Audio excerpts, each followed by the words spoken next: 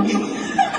என்ன concert India வந்து நம்ம ஹோம் வீட்ல கான்சர்ட் அப்புறம் வந்து ஒரு ஆடட் பெனிஃபிட் என்னன்னா புது மக்களை பார்க்கலாம், அப்புறம் நிறைய இடங்களை சுத்தி போகலாம். அதனால ஓகே நைஸ்.